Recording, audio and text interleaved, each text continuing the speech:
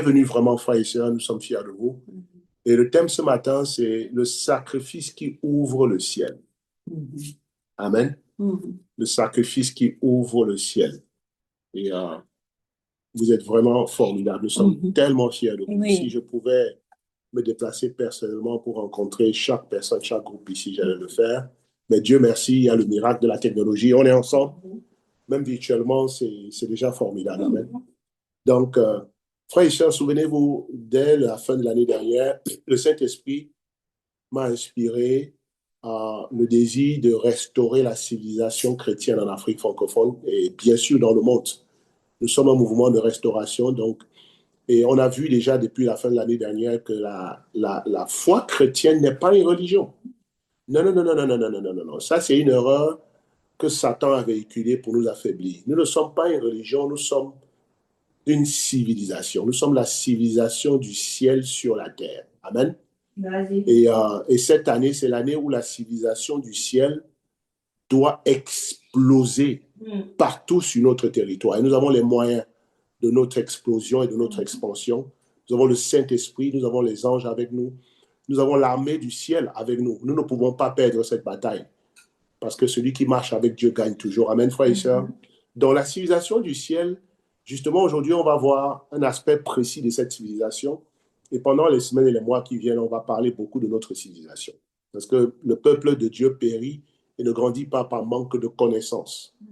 D'accord? Il ne suffit pas d'être zélé, mais il faut comprendre pourquoi on est zélé. Alors, un aspect précis de notre civilisation ce matin, c'est, bien sûr, le thème est déjà là, le sacrifice ouvre le ciel. Mais pourquoi? Parce que la civilisation du ciel est une civilisation de producteurs et non pas de consommateurs.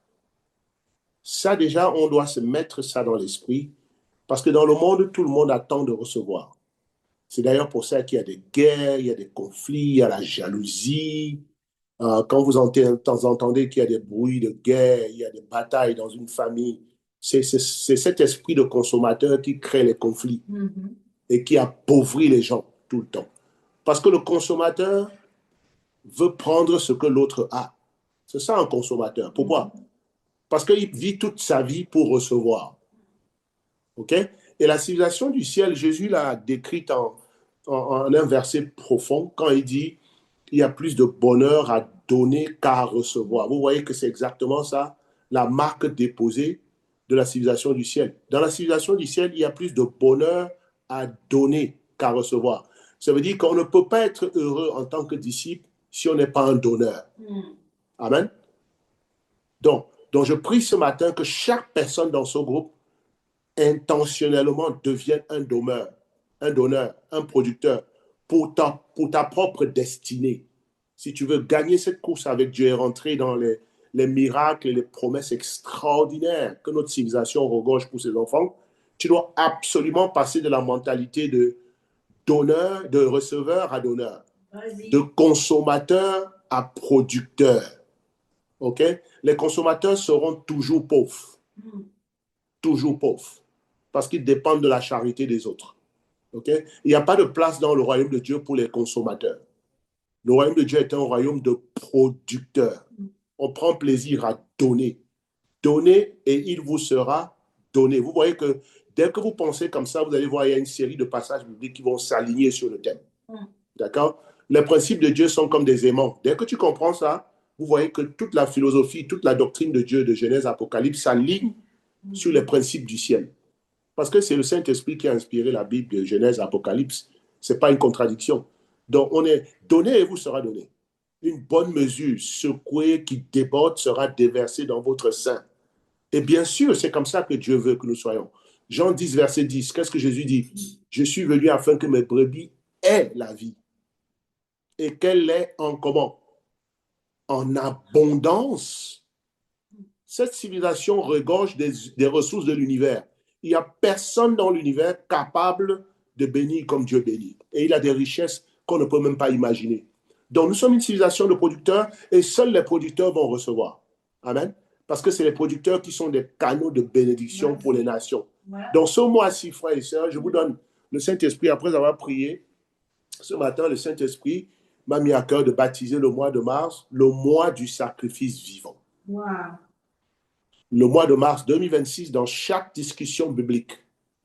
Et tu dois communiquer ça à tous tes disciples. C'est le mois du sacrifice vivant. Romains 12, verset 1. Tout le monde connaît ce passage, on va le lire rapidement. Le mois du sacrifice vivant. Ça va être un des mois les plus puissants de l'année. Et ça va commencer très bientôt dans 2 jours. Amen, frères et sœurs. Et regardez dans Romains. Et ce matin, je vais prendre mon temps vraiment pour vous exposer le cœur de Dieu. Et il faut que ces principes-là restent dans le cœur et qu'on les pratique pour qu'on voit l'abondance de Dieu ruisseler et que l'Église explose, que l'Évangile soit prêché partout, que cette année, on ait à la croissance la plus fulgurante qu'on ait jamais connue dans l'Afrique francophone sur tous les plans. Croissance en nombre, croissance spirituelle, croissance personnelle, croissance financière, croissance de ressources, d'opportunités. On va avoir des miracles comme on n'a jamais vu. Amen. À cause de ce principe ce matin. Je le déclare, je le décrète parce que c'est la vérité. Amen. Nous avons l'autorité de le décréter. Donc, recevons ce que Dieu a donné. Je vous exhorte donc, frères, par les compassions de Dieu, à offrir vos corps comme un sacrifice vivant, saint, agréable à Dieu, ce qui sera de votre part un culte raisonnable. Eh bien, Dieu nous dit ce qu'il faut. Voilà la formule. La formule de la vie en abondance. C'est de s'offrir comme un sacrifice vivant. Dans le mois de sacrifice vivant, beaucoup de disciples, malheureusement, voici le plus grand mensonge de Satan dans la vie chrétienne. Viens dans la vie chrétienne, dans le royaume pour recevoir. Voilà le plus grand mensonge de la vie chrétienne. Assieds-toi et attends ta part. Attends ta nomination, attends ton élévation, attends ta bénédiction, attends ta femme, attends ton mari, attends ta santé, attends. Eh bien, Satan veut te mettre en position d'attente, car la position de consommateur est une position d'attente. Allez-y dans les arrêts de bus de Kinshasa, de Madagascar, de nos villes désorganisées. Ceux qui s'asseyent à longueur de journée et qui attendent. Allez dans les parcs publics, devant les administrateurs, les bureaux, dans les universités. Tout le monde est en position d'attente. Et la position d'attente est la position de la malédiction. Vas-y. La position d'attente révèle ton identité. J'attends. Et bien sûr, tu ne recevras rien. Tu vas finir frustré. Oui. Tu vas finir rempli d'amertume et tu vas blâmer Dieu. Et tu vas blâmer les hommes de Dieu et les femmes de Dieu. Ouais.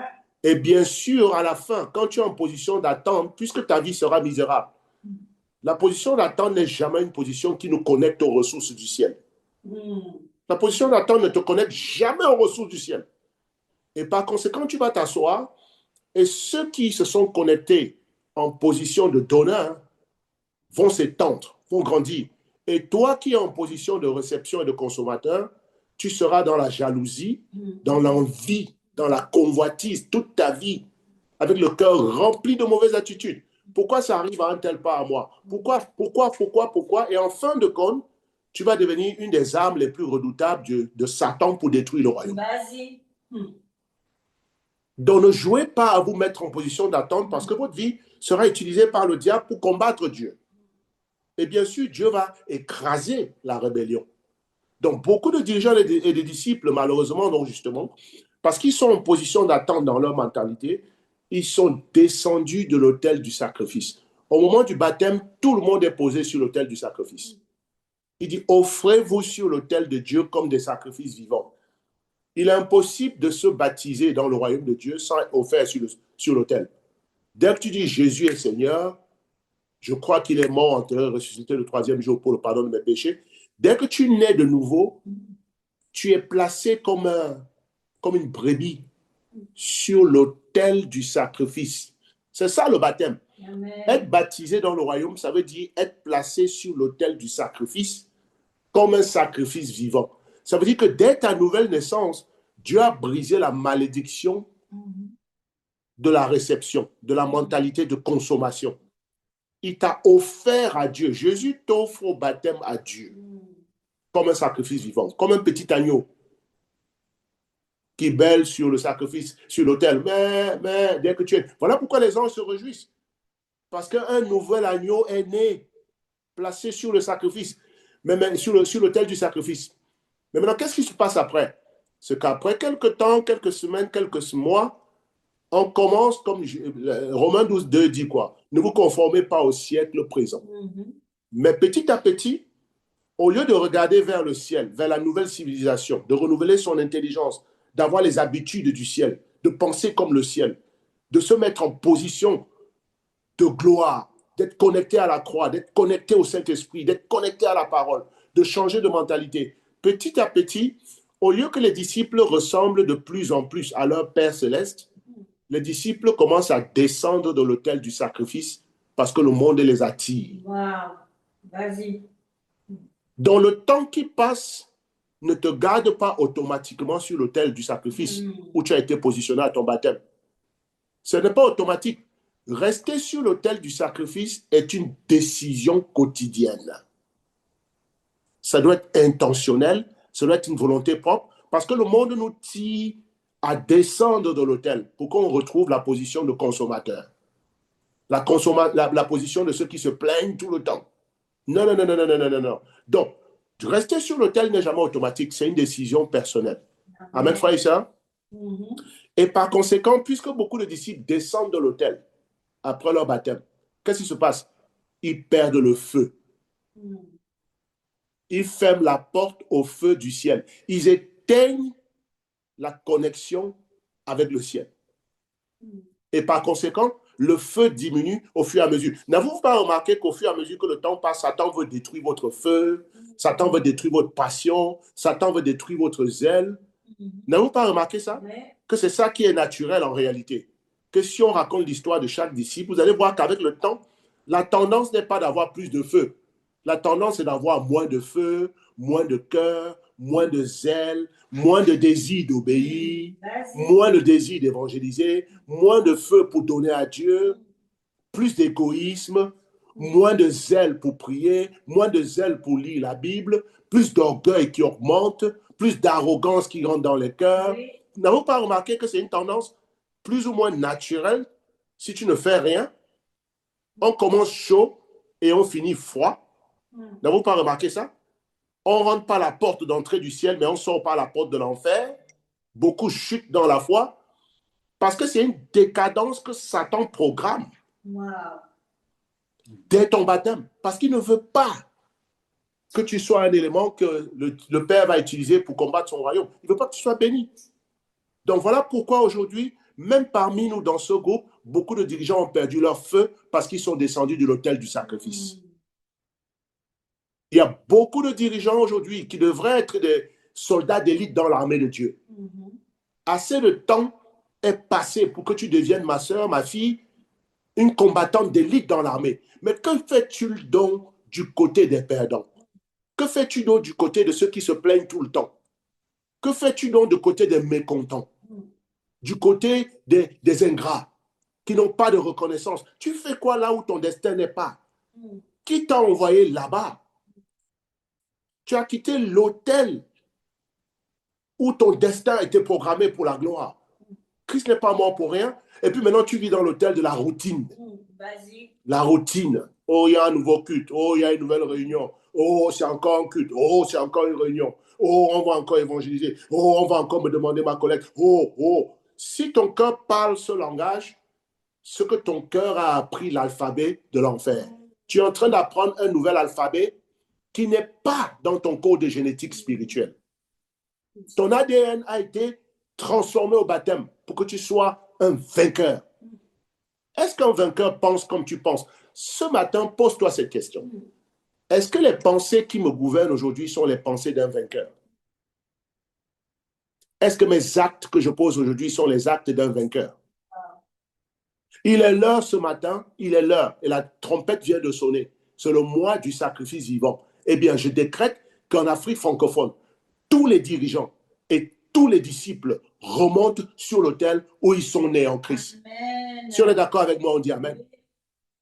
C'est l'heure où tout le monde remonte sur l'autel. Qu'importe jusqu'où tu es allé loin de l'autel. Tu t'es créé tous les problèmes que tu t'es créés. Les problèmes que tu affrontes aujourd'hui ne sont pas dus à l'église, aux dirigeants. Ce n'est pas parce qu'on t'aime, on ne t'aime pas. Ce n'est pas l'approbation des hommes qui t'a mis sur l'autel. Ce n'est pas parce que quelqu'un t'a nommé que tu es sur l'autel. Ce n'est pas parce que quelqu'un t'a aimé que tu es sur l'autel. Tu es sur l'autel parce que tu es choisi de Dieu. Il est l'heure de remonter sur l'autel du sacrifice. Amen. Pour faire face à nouveau à la descente de la puissance du feu sur nos vies, sur nos DB et sur nos églises. Amen. Dites à tous vos disciples, il est l'heure de remonter sur l'autel du sacrifice. Amen. Il est l'heure de remonter sur l'autel de l'évangélisation. Il est l'heure de remonter sur l'autel du don à Dieu. Parce qu'on a une civilisation de donneurs, pas de receveurs. Et frères et sœurs, il y a une clé spirituelle que beaucoup veulent sans payer le prix. On veut les bonnes choses de Dieu, mais on n'est pas prêt souvent à payer le prix. Vous êtes d'accord avec moi? On veut les choses de Dieu facilement, mais il y a toujours un prix pour chaque grâce que Dieu nous accorde. On veut la faveur de Dieu sans le sacrifice. Qui est d'accord avec moi? Ouais. Tout le monde prie. Seigneur, fais-moi faveur, fais-moi faveur. Mais quand Dieu dit, donne-toi un sacrifice, on dit non. Mais tu oublies que si tu ne donnes pas le sacrifice, tu n'auras pas la faveur. Beaucoup veulent la moisson dans leur vie, dans tous les domaines.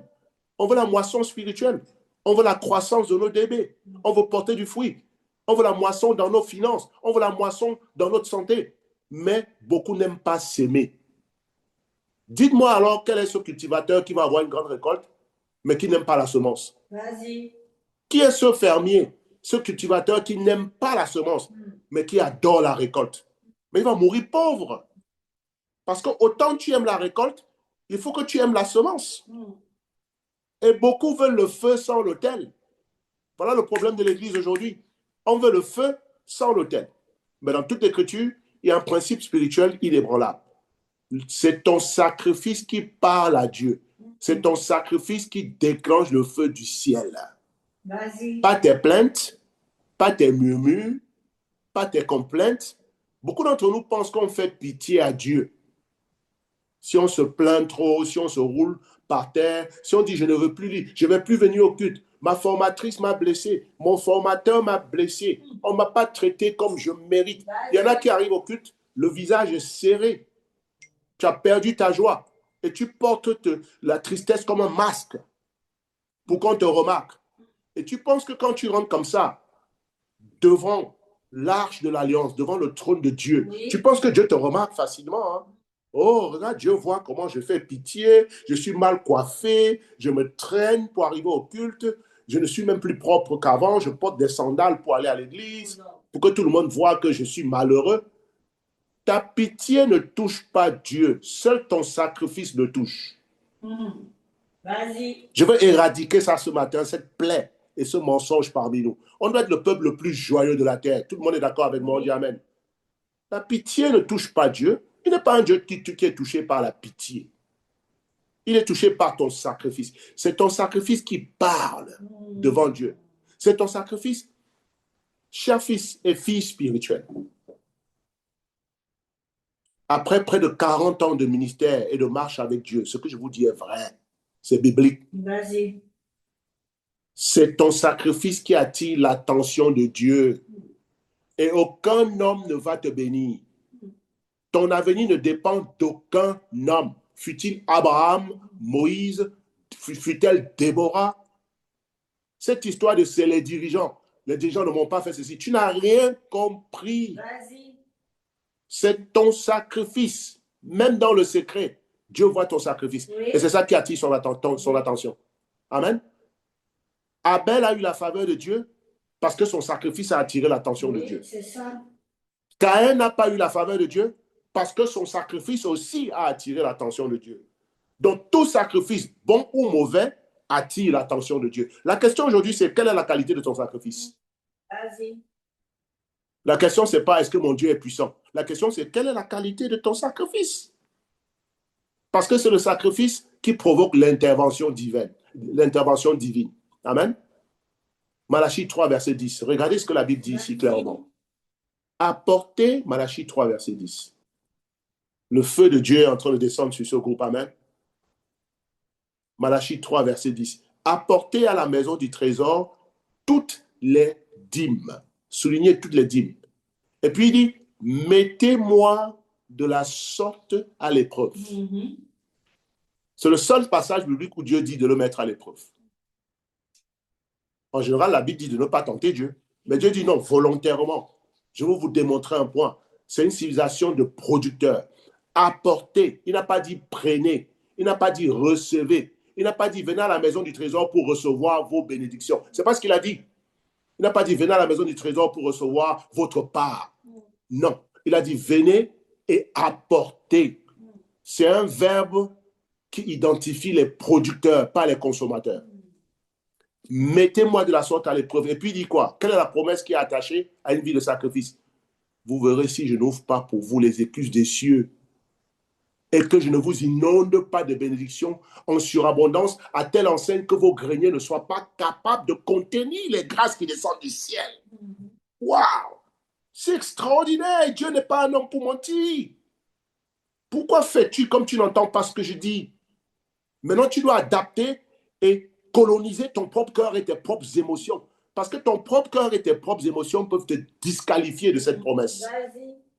Ouais. D'être toujours là à écouter sans jamais obéir. C'est ça la cause de ta pauvreté spirituelle. Dieu va ouvrir les écluses du ciel. Et regardez, frères et sœurs, le ciel ne s'ouvre pas au hasard. Vous avez vu qu'ici, dans ce passage, le ciel s'ouvre en réponse à un sacrifice. Une vie donc de sacrifice est une vie de miracle continu. Amen. Dans ce matin numéro 1, le feu descend toujours sur un autel qui porte un sacrifice. C'est des principes absolus, ça ne peut pas changer. Tes humains ne peuvent pas changer le principe que je viens d'énoncer. Numéro 1, le feu descend toujours sur un autel qui porte un sacrifice. Que l'enfer bouge, que Satan saute, que tu te roules par terre, que tu ne sois pas de bonne humeur, que tu aies des mauvaises attitudes ou pas, que tu ne veuilles pas travailler pour Dieu ou pas. Tu ne peux pas changer ce principe. Donc le but ici, c'est d'aligner ta vie à ce principe et non pas de faire en sorte que ce principe travaille contre ta vie. Je vous assure qu'un dirigeant peut t'aimer, un frère peut t'aimer, les gens peuvent vouloir te faire des faveurs, mais si le principe de Dieu est contre toi, tu finiras mal. Le feu descend toujours sur un autel qui porte du sacrifice. 1 Roi 18, verset 36 à 38. Vas-y. On est dans l'Ancien Testament. Les dirigeants de DBM, l'Ancien Testament, amen. Et quand on fait des DB, on va dans l'Ancien Testament, amen. Je suis fatigué des dirigeants de louange qui n'ont que le psaume 100 dans la bouche. Tous les dimanches. Psaume 100. Entrez dans les parvis de l'Éternel. Il n'y a pas que seulement le psaume 100. C'est vrai qu'il y a plus de 100 psaumes. Mais pourquoi tu n'as que le psaume 100? Ça montre la pauvreté de ta connaissance biblique. C'est la facilité qui veut que chaque dimanche on dit oh, psaume 100, parce que c'est ça que tu connais tout le temps. Mais va chercher le psaume 142, 143, il y en a plein. C'était une parenthèse, amen. 1 Roi 18, verset 36 à 38. Ok, on y va. Élie est sur le Mont Carmel contre 450 faux prophètes de Baal et 400 faux prophètes d'Achéra. Et le peuple s'est corrompu, le peuple est descendu de l'autel depuis longtemps. D'ailleurs, l'autel de Dieu est détruit. Est-ce que vous savez que souvent on descend de l'autel au point où l'autel même est détruit? L'autel ici, c'est l'église. L'autel ici, c'est notre structure, les DB, les temps de formation, les dîmes, les dimanches, la collecte spéciale. Ça, c'est notre autel. Mais il y a des disciples qui descendent de l'autel, il y a des dirigeants qui descendent de l'autel et détruisent l'autel. Au point où Élie était obligé de rassembler encore les pierres pour reconstituer les standards de l'église, pour placer un autel qui ressemble à l'autel de Dieu. Et puis maintenant, il va leur faire la démonstration que Dieu ne répond que quand il y a un sacrifice sur l'autel. Du verset 36 au verset 38, qu'est-ce qu'on nous dit ici? Au moment de la présentation du sacrifice, soulignez cette phrase, c'est capital pour le premier point. Au moment de la présentation de l'offrande. Ça veut dire l'autel était déjà là, hein? L'autel était déjà organisé. Mais le seul fait qu'il y ait l'autel ne fait pas descendre le feu. Parce que s'il n'y a pas un sacrifice sur l'autel, l'autel est mort. Voilà comment on a des églises de maison, on a des discussions bibliques qui sont mortes. Parce que c'est organisé. Il y a un jour, il y a une heure, on se réunit, mais l'autel est mort parce qu'il n'y a pas de sacrifice dessus. Tout le monde est descendu de l'autel. Donc on peut avoir une belle église, qui suit les principes du royaume, où il y a les cultes, les mercredis, les dimanches, les DB, les temps de formation, les campagnes et tout. Mais si personne ne monte sur l'autel, l'autel est mort. Et c'est seulement le sacrifice qui descend le feu de l'autel. Et Élie, maintenant, au moment de la présentation de l'offrande, il avança et dit à l'Éternel, Dieu d'Abraham, d'Isaac et d'Israël, que l'on sache aujourd'hui que tu es Dieu en Israël, que je suis ton serviteur et que j'ai fait toutes ces choses par ta parole. Réponds-moi, Éternel, réponds-moi afin que ce peuple reconnaisse que c'est toi, Éternel, qui es Dieu et que c'est toi qui ranime les cœurs. Et le feu de l'Éternel tomba et il consuma l'holocauste, le bois, les pierres et la terre, et il absorba l'eau qui était dans le fossé. Waouh! Regardez très bien à quel moment le feu est descendu. Quand le sacrifice était offert. Est-ce que tu sais ce qui se passe dans le ciel quand tu donnes ta collecte? Et quand tu donnes vraiment ta collecte selon les normes, quand tu donnes tes dîmes, tu sais ce qui se passe au ciel? Non, c'est parce que tu ne sais pas que tu voles Dieu. Le feu descend quand le sacrifice est posé sur l'autel. Ça veut dire que chaque fois que tu donnes à Dieu, il y a un feu qui est préparé pour toi. Amen, frères et sœurs. Et chaque fois que tu voles Dieu, il y a un feu qui est ôté de ta part. Remarquez le timing. Le feu n'est pas descendu avant le sacrifice. Il y a des disciples qui veulent que Dieu leur donne avant d'avoir donné à Dieu. Ça, c'est les disciples qui attendent le feu avant le sacrifice. Et plus tu ne donnes pas, plus tu attends, tu ne recevras rien. Parce que seul le sacrifice déclenche le feu. Oui. Pourquoi? Parce que le ciel répond seulement au sacrifice. On dit Amen. Vas-y. Hébreux 11, verset 4. On a l'exemple de Abel. La Bible dit quoi dans Hébreux 11, verset 4? C'est par la foi qu'Abel offrit à Dieu un quoi? Un sacrifice plus excellent. Et ici, il nous révèle un autre principe qui dit que ce n'est pas seulement le sacrifice qui fait descendre le feu, c'est aussi la qualité du sacrifice qui fait descendre le feu. Toujours dans le premier point. Il ne suffit pas d'offrir n'importe quoi et d'espérer que le feu descende. Voilà pourquoi certains disent, mais ça fait un moment que je donne, que je travaille, que j'essaye, que je donne quand même, que je participe, mais rien ne descend. La question c'est, est-ce que tu as donné comme Abel ou bien est-ce que tu donnes comme Caïn? Vas-y. Remarquez l'attitude de Caïn, lui aussi il avait donné. Mais pourquoi le feu n'est pas descendu sur son sacrifice? Parce que ce n'est pas n'importe quel sacrifice qui attire le feu du ciel. Donc, si tu n'es pas en train de recevoir le feu du ciel, si ta vie est en train de s'éteindre, si le ciel semble fermé sur toi, vas-y. Si les problèmes s'amoncellent plus que les grâces, si tu sens cette oppression, ce désir de quitter le royaume, si tu es rempli d'amertume, de peur, de crainte, d'incrédulité, si tu es sec comme dans le désert, si la stérilité t'a frappé, ne dis pas à Dieu, mais regarde ce que j'ai donné, pourquoi il n'y a pas de feu? Caïn a dit ça aussi, mais voilà mon sacrifice, pourquoi il n'y a pas de feu? Parce qu'il ne suffit pas de déposer un sacrifice, c'est la qualité du sacrifice. Est-ce que tes dîmes là, c'est vraiment la qualité? Vas-y. Même la pauvre veuve a donné ses 2 sous. Et je vous assure que son nom pouvait être inscrit ici dans Hébreux 11, verset 4. On pouvait dire, c'est par la foi que la pauvre veuve a donné à Dieu un sacrifice plus excellent. Vous allez voir que ça allait marcher. La veuve de Sarepta pouvait rentrer dans ce passage. C'est par la foi que la veuve de Sarepta offrit à Dieu un sacrifice plus excellent. David pouvait rentrer ici. Quand il a dit, je n'offrirai pas à Dieu un sacrifice qui ne me coûte rien. Vous voyez que c'est la qualité du sacrifice qui déclenche le miracle. Ce n'était pas seulement une offrande. C'est la qualité, c'est le cœur, c'est le prix, la qualité de ton évangélisation. Tu veux porter du fruit, mais comment tu évangélises? Tu veux bouger la main de Dieu, mais comment tu pries? Tu veux que Dieu t'utilise, mais comment tu lis la Bible? Vas-y. La qualité de ta lecture, la qualité de ton évangélisation, la qualité de tes confessions. Tu veux que Dieu le feu descende. Comment tu confesses tes péchés? Ou bien comme certains d'entre nous ici, tu es sans péché? Vas-y. Quelle est la dernière fois que tu as confessé un vrai péché? Pose-toi cette question-là. L'insécurité, la peur d'être rejeté, parce que beaucoup d'entre nous, on a été rejetés dans notre enfance. On a eu des vies difficiles. Donc, on a peur de la correction. Et par conséquent, on ne confesse pas les péchés parce qu'on a peur d'être rejeté. On veut que les gens nous aiment. Frère et soeur, quelle est la dernière fois que tu as confessé un vrai péché à ton temps de formation?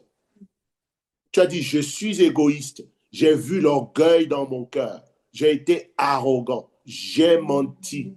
J'ai critiqué. J'ai convoité. Vous savez, quand on confesse le péché, il n'y a pas beaucoup de phrases. Mais quand on bavarde pour ne rien dire, on peut parler pendant 30 minutes sans confesser un péché. Quelle est la qualité de ton sacrifice ce matin? Et souviens-toi, c'est ça qui va déterminer la qualité du feu qui descend dans ta vie. Amen. Donc, j'ai 2 défis pour chaque dirigeant, chaque assistant ce mois, sous ce premier point. C'est le feu qui descend. Le feu descend toujours sur un autel qui porte un sacrifice. Et pas n'importe quel sacrifice. 2 défis ce mois pour que le feu descende dans ta vie et dans ta discussion biblique. Numéro 1, offrir un sacrifice excellent dans l'évangélisation et la moisson. On dit Amen. Ce mois-ci, chaque discussion biblique, chaque partage biblique à Kinshasa, chaque église de maison, à Cotonou, à Lomé, à Bujumbura, à Casablanca, à Mbujimaï, à Kikwit, à Badundu, à Lumumbashi, à Abidjan, à Yamsoko, Boaké, Tana, partout, citez tous les noms. Chaque DB, chaque dirigeant, chaque disciple offre un sacrifice excellent dans la moisson. Et de façon plus claire, chaque mois, ce mois-ci, chaque église de maison doit porter 2 fruits. Un fruit pour les sœurs, un fruit pour les frères. Amen. Et on dit Amen avec gloire. Amen. C'est déjà fait pour ceux qui ont obéi dans leur cœur. Et puis, chaque dirigeant et chaque assistant de discussion biblique ici dans ce groupe doit se battre personnellement pour déposer son fruit personnel sur l'autel de Dieu ce mois. Amen. Ça veut dire que ça devient un bonus. Si vous avez bien compris mon équation. Là, ça devient un bonus. On dit Amen. Donc, 2 fruits, c'est pour tes disciples. Mais toi-même, tu n'es pas un disciple. Remonte sur l'autel. Quelle est la dernière fois où tu as éprouvé la joie du porter du fruit? Ou bien c'est une joie inconnue maintenant. C'est dissipé dans l'espace, tellement c'est lointain. C'est depuis que Jésus est mort sur la croix. Ça, c'est ton dernier fruit. Il y a 2000 ans. Et tu ne comprends pas pourquoi le feu ne descend pas sur ta vie? Dieu aime la moisson. Amen. Deuxième défi ce mois. Chaque dirigeant, chaque assistant de DB apporte son sacrifice financier excellent ce mois. Amen. Sur l'autel. Ça veut dire ta dîme mensuelle, tes dîmes mensuelles. Et c'est les dîmes de tous tes revenus. Parce qu'à chacun de nous ici, Dieu donne quelque chose. Tu vas apporter ton sacrifice mensuel excellent à Dieu ce mois. Dès que tu reçois ta paix, la première chose que tu vas faire ce dimanche-ci, quand ça va commencer, c'est d'offrir la part de Dieu avec joie. Sois Abel en mars. Arrête d'être Caïn. Et dites à chaque disciple ce mois-ci, chacun de nous va être Abel. On dit Amen. Dis, je suis Abel ce mois. Je suis Abel. Dis, je suis Abel ce mois. Je suis Abel. Eh bien, que la qualité de ta dîme et de ton offrande le démontre ce mois. Amen. Que la qualité de ta collecte spéciale le démontre ce mois. Amen. Donc, voilà les 2 défis très simples. Et vous allez voir que le feu va descendre à la suite de ces 2 sacrifices. Amen, frères et sœurs. Et comme Alan aime bien souvent le dire ici dans l'église de Casa, chaque disciple doit venir. On a 2 mains. Il n'y a personne ici qui a 3 mains. Et le principe spirituel, c'est qu'on ne peut pas venir dans la maison de Dieu les mains vides. Et selon Alan, la main droite doit venir avec un visiteur et la main gauche doit venir avec tes dîmes. Donc les 2 mains ne sont pas vides. Amen. Oui, la main droite avec la dîme, la main gauche avec un fruit, un visiteur, une étude biblique, occulte. Voilà les 2 pas qui entraînent le feu. Dis, je veux le feu dans ma vie. Je veux le feu dans ma vie. Eh bien, communique ce défi à chaque membre de ta DB, parce que le défi que je vous ai lancé maintenant, le défi que le Saint-Esprit t'a lancé est le même défi pour chaque disciple qui doit remonter sur l'autel. Deuxième point. Le miracle, on a déjà vu ça. Le miracle coule au moment du sacrifice. Vas-y. Le miracle coule au moment du sacrifice. Et frère, c'est une révélation, parce que même si vous ne voyez pas l'acte, dès que tu baptises quelqu'un, il y a le miracle qui coule. Ça va venir. Parfois, Satan peut retarder ça pour 21 jours, mais c'est rentré dans ta banque spirituelle. Au moment où tu déposes le sacrifice, ton compte est crédité dans le ciel. 2 Rois chapitre 3. Et vous allez lire cette histoire, c'est l'une des histoires les plus fascinantes de la Bible. On n'a pas le temps de lire toute l'histoire. Mais Israël ici est en guerre contre Moab. Et le roi d'Israël s'appelle Joram. Joram, il est le fils d'Achab, un des plus méchants rois, un des plus mauvais dirigeants de DB de toute l'histoire de la Bible. Amen. Que les rois sont les dirigeants de DB. Amen. Tu diriges un peu, tu es un dirigeant de DB. Amen. Et Achab était un mauvais dirigeant de DB. Pratiquait l'idolâtrie dans sa DB. Il a entraîné tous les membres de sa DB dans l'idolâtrie. J'espère qu'il n'y a pas de dirigeants et de dirigeantes comme ça ici qui attirent tous les membres de sa DB dans la critique, dans les commérages, dans la tiédeur, dans la mondanité, les péchés cachés. Non, on n'est pas Achab. Amen, frères et sœurs. Et maintenant, Joram, le fils du roi, le fils d'Achab, il est roi, et il est en guerre contre les Moabites. Et pendant le règne de son père, Achab, Moab était un territoire vassal, un roi vassal. C'est-à-dire le roi de Moab était assujetti à Israël. Et tous les mois, chaque année, il envoyait un tribut, c'est-à-dire un butin, des sacrifices qu'il donnait au roi pour le protéger. Mais quand le roi de Moab a vu Achab mourir et son fils Joram lui succéder, il a décidé de se rebeller. Il dit, je ne donne plus la tribu, je ne vous donne plus ce que je vous dois. Et par conséquent, il a déclaré la guerre à Israël. Donc Joram appelle Josaphat, le roi de Juda, au sud. Viens à mon secours, on va aller en guerre contre le roi de Moab et puis le roi d'Édom et leurs alliés. Donc les trois rois se mettent ensemble pour aller attaquer Moab et le détruire. Et bien sûr, dans les guerres antiques, pour aller là, il faut avoir des chevaux, des ânes, des chameaux, et puis il faut avoir beaucoup d'eau, parce qu'il faut boire de l'eau en cours de route. Et on était en pleine sécheresse. Il n'y avait pas d'eau. Comment une armée peut gagner la guerre sans eau dans les temps antiques? Il faut qu'il y ait de l'eau. Et maintenant, le roi d'Israël, Joram, se plaint auprès du roi d'Israël, de Juda. Oh, il n'y a pas d'eau, Dieu nous envoie pour nous faire punir, pour nous faire tuer, et tout ça. Non, Josaphat dit non, non, non, non, non, non, non. Je suis le roi de Juda, il y a un prophète chez moi qui s'appelle Élisée. Allons-y le consulter. Ils s'en vont consulter Élisée. Élisée dit, bon, c'est à cause de Josaphat que je vais vous donner une réponse. Ok, allez-y, allez-y, regardez le chapitre 3. Maintenant, je vous ai donné le contexte. Élisée va leur dire la solution pour le miracle. Qu'est-ce qu'il faut faire pour avoir de l'eau et pour gagner la bataille? 2 Rois chapitre 3. À la maison, vous pouvez lire du verset 1 au verset 24. Là, je vais vous donner juste quelques versets. Maintenant, Élisée lui dit ça. Alors, ainsi parle l'Éternel, le verset à partir du verset 15. Ainsi parle l'Éternel, faites dans cette vallée des fosses, car ainsi parle l'Éternel, vous n'apercevrez point de vent et vous ne verrez point de pluie, et cette vallée se remplira d'eau et vous boirez. Cette vallée, souvenez-vous, on est en pleine sécheresse, se remplira d'eau et vous boirez, vous et vos troupeaux et votre bétail. Et cela est-il peu de choses aux yeux de l'Éternel? Il livrera Moab entre vos mains. Vous frapperez toutes les villes fortes, toutes les villes d'élite, vous abattrez tous les bons arbres, vous boucherez toutes les sources d'eau, et vous ruinerez avec des pierres tous les meilleurs champs. Or, le matin, au moment, regardez maintenant, quand Élie prophétise, à quel moment ce miracle va se produire? C'est la révélation qui va avec ce sermon. Regardez le verset 20. Or, le matin, au moment de la présentation du sacrifice, comme dans le premier cas, au premier point, comme par hasard, c'est toujours au moment de la présentation du sacrifice que le feu du ciel est déclenché. Au moment de la présentation du sacrifice, qu'est-ce qui se passa? Voici l'eau arriva du chemin d'Édom et le pays fut rempli d'eau. Waouh!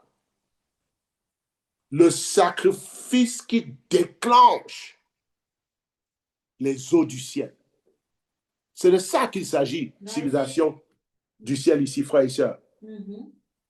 Et vous voyez, l'eau est descendue au moment. Est-ce que vous savez que c'est le sacrifice qu'ils ont fait qui a arrêté la sécheresse? Combien d'entre nous sommes dans la sécheresse spirituelle maintenant? Vas-y. Et la raison pour laquelle nous sommes dans la sécheresse spirituelle, dans la sécheresse financière, dans la sécheresse, dans notre vie, dans notre propre joie, dans notre propre bonheur, notre abondance ne dépend pas de l'état du pays, ni de l'état de l'économie. Dieu n'est pas limité par l'économie des hommes. Tes problèmes viennent du fait que ta source est asséchée parce que tu n'as plus de sacrifice que tu donnes à Dieu. Dans ton cœur, tu ne te donnes plus, tu es devenu tiède, tu es en position d'attente, tu te traînes pour aller au culte. Vas-y. Eh bien, Dieu voit ça. Et la sécheresse, il enlève sa main et la sécheresse frappe ta vie, ta santé, tes investissements, tout est mélangé. Pourquoi? Parce que Dieu n'est plus la priorité, tu ne donnes pas à Dieu. Frère, ça examine ta vie. Et si tu continues comme ça, tu vas tomber. Parce que personne ne veut rester dans le désert toute sa vie. Tu vas aller chercher une source d'eau chez le diable. Au lieu simplement de pratiquer ce que Dieu te demande, tu vas commencer à faire des compromissions et des alliances avec le monde. Et tu vas quitter l'église. En disant, oh, Dieu ne me bénit pas, Dieu ne fait rien pour moi. La question, ce n'est pas qu'est-ce que Dieu fait pour toi. La question, c'est qu'est-ce que tu fais pour Dieu. C'est ça. C'est au moment de la présentation de l'offrande et du sacrifice que Dieu a ouvert les écluses des cieux sur les trois armées. On dit Amen. Amen. Et regardez, la victoire semblait impossible. Israël était dans la guerre, dans la sécheresse. Donc, frères et sœurs, ce n'est pas l'état où tu es qui est ta destination. Ce n'est pas la saison que tu vis qui est ta destination. C'est ça. Mais cette saison peut se prolonger si tu ne fais rien aujourd'hui. Et le facteur déclenchant, ce n'est pas ta prière. Le facteur déclenchant, ce n'est pas crier plus. Les prophètes de Baal ont crié, la Bible dit, toute la journée, Baal, aide-nous, Baal, aide-nous. Nous, on pense que c'est en alignant des mots dans la prière que le cœur de Dieu bouge. Tu peux prier comme tu veux, mais si ta prière n'est pas suivie d'une offrande, si ta vie n'est pas un sacrifice, tes prières sont vaines. Et regardez, l'eau a coulé au moment exact du sacrifice. Et c'est ça mon deuxième point. Le miracle descend au moment du sacrifice. Dieu agit toujours au moment exact où l'homme offre ce qu'il doit offrir. Et je te garantis, chaque fois que tu te donnes dans l'évangélisation, dans les formations des disciples, chaque fois que tu te donnes dans la moisson, chaque fois que tu donnes ton argent à Dieu et la qualité de ton argent à Dieu, c'est crédité dans ton compte comme un prochain miracle à venir. On dit Amen. Amen. La question, c'est quand tu regardes ton compte d'épargne aujourd'hui, spirituellement parlant, il y a combien de miracles qui t'attendent? Vas-y. Il y a des gens qui sont allés souvent, qui vont toujours faire des retraits, des retraits, des retraits. Mais chaque fois qu'ils touchent leur salaire, ils ne font pas d'épargne. Mais chaque fois, ils s'en vont toujours faire des retraits, des retraits. Et même le peu que tu as épargné, à un certain moment, quand tu vas mettre ta carte, ça va faire bip, bip, bip, bip, bip, bip. Ça veut dire qu'il n'y a plus rien. Certains d'entre nous, notre épargne est vide dans le ciel. Notre compte d'épargne est vide. Et il est l'heure de nous réapprovisionner. On dit Amen. Amen. Donc, le miracle vient quand? Quand tu fais le sacrifice. Donc, vivons des vies de sacrifice. Vivons des vies d'offrande continuelle. Et notre vie sera une vie de miracle perpétuel. On dit Amen. Et le miracle ici, même de l'eau, frère et sœurs, vous avez remarqué, Dieu, pour qu'on ne discute jamais que c'est lui qui a fait le miracle, il fait le miracle d'une manière que même les ennemis ne peuvent pas ne pas croire que c'est un miracle. Mais oui. La Bible nous dit que l'eau est venue du chemin d'Édom et du chemin de Moab. Et c'est contre les Moabites qu'on allait combattre. Comment la source qui va te bénir va venir de tes ennemis? Il n'y a que Dieu qui peut faire ça. On dit Amen. Car quand un homme ou une femme aime Dieu, même Dieu peut changer le cœur de ses ennemis en sa faveur. Le miracle est venu du côté de tes ennemis. Le patron qui te déteste, c'est lui que Dieu va utiliser pour faire ton miracle et ta promotion au travail. Ah oui, c'est comme ça que Dieu, il utilise les circonstances adverses quand tu fais un sacrifice. Ton sacrifice transforme l'adversité en promotion. Ton sacrifice transforme la malédiction en bénédiction. Ne va pas combattre ceux qui te combattent. Donne seulement ta vie à Dieu. Monte sur l'autel et ton sacrifice va parler pour toi et même tes ennemis vont devenir la source de ton miracle. On dit Amen. Et ce qui est incroyable ici dans ce passage, c'est que du côté d'Israël, on voyait l'eau et puis on buvait. Et les chameaux buvaient. Et l'armée allait et a détruit Moab. Mais du côté de Moab, quand Moab a vu cette rivière miraculeuse jaillir de son territoire, eux aussi, ils ont soif, hein, ils sont dans la famine. Et la Bible nous dit ici que quand eux, ils essaient d'aller vers cette eau aussi pour s'approvisionner, regardez le miracle au verset 21 et 22. Cependant, tous les Moabites, ayant appris que les rois montaient pour les attaquer, on convoqua tous ceux en âge de porter les armes, et même au-dessus. Et ils se tinrent sur la frontière. Et ils se levèrent le bon matin. Et quand le soleil brilla sur les eaux, les Moabites virent en face d'eux les eaux rouges comme du sang. Wow. Vous voyez ça? Parce que la source que Dieu fait jaillir pour toi, tes ennemis ne peuvent pas boire là-bas. Donc, du côté d'Israël, c'est une bénédiction.